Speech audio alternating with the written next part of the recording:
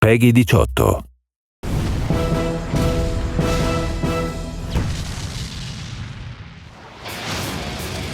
We didn't really have any expectation it would hit as big as it did. I mean, obviously when you make these things, you have a lot of passion and a lot of expectations for it, but the way it took off was way beyond our expectations. Doom was out, and Apogee also had their own Rise of the Triad game, and there's a ton of other 3D games like that. So that's where it was decided to take Duke 3D.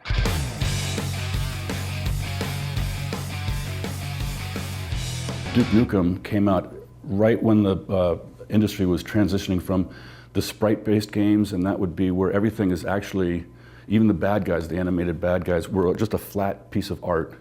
And as you moved around them or they moved around, it would just orient itself differently. And the industry was changing then to true 3D model with Quake. I don't know if it was the first, but that was the big one coming out. It was decided once we went 3D, you can explode the world a lot larger than it used to be.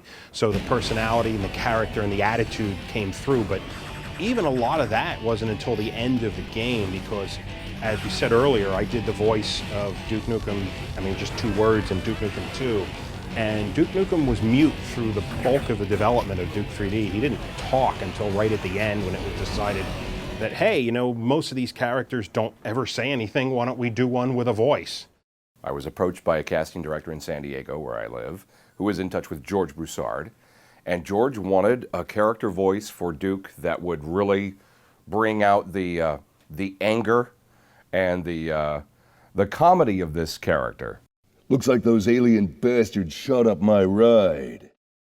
The very beginning was, like I said, there was 2 guys downstairs, which was Alan Blum, Todd Rupogel, and another artist.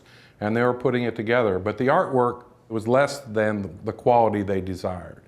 And based on that, that's when George Broussard got together with Todd and Alan and decided that they were going to throw our entire development team, the in-house development team at Apogee and now 3D Realms, at the project.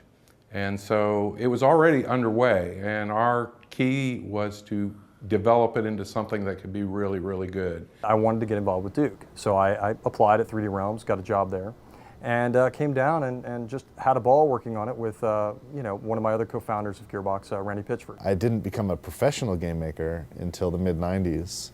I didn't even imagine that such a thing was possible. It was always a hobby for me.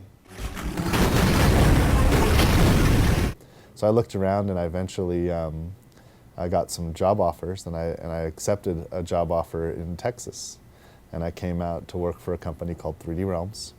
And the first game that I got involved with as a professional game maker was Duke Nukem 3D. Duke Nukem 3D was the hit that it was because of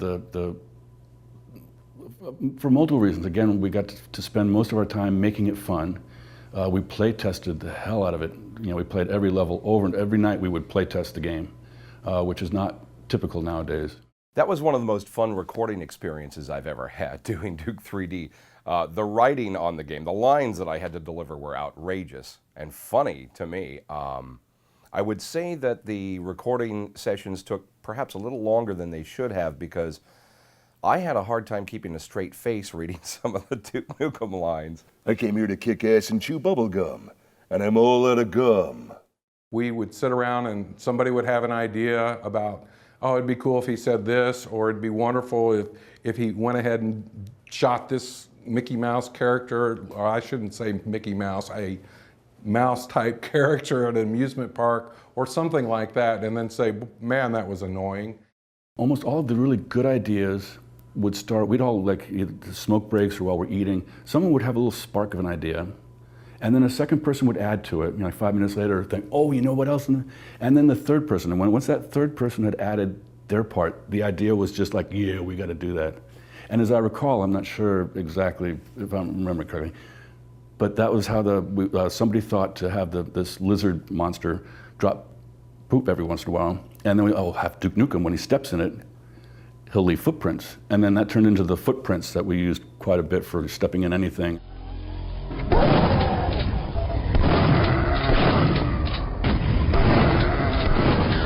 There was a little bit of the Duke personality in Duke 2, because in Duke 1 and 2, yes, there were characters. There was Duke Nukem and Dr. Proton and things of that nature. But the character, the essence of what made the character what it is now, wasn't so much, it wasn't almost wasn't there at all in the first one. And there was just tidbits of it in the second game.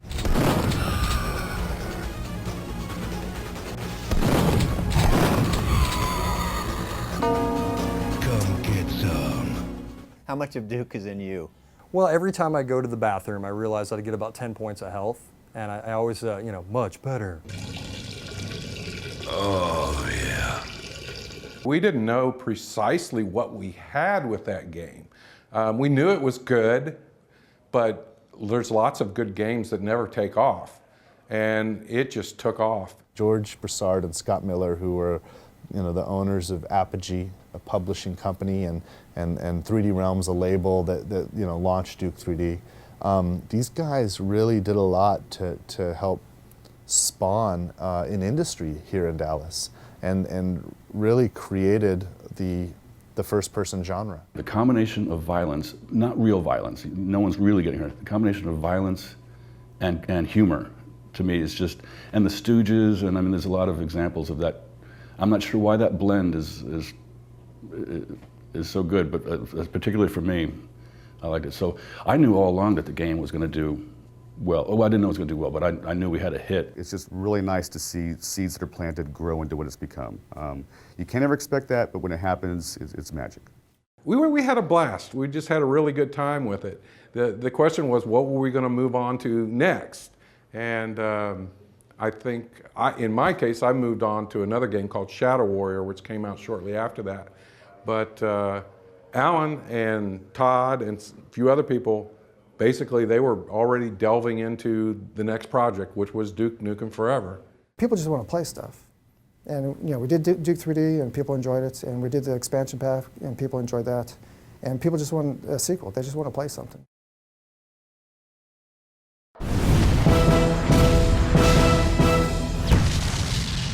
Come get some.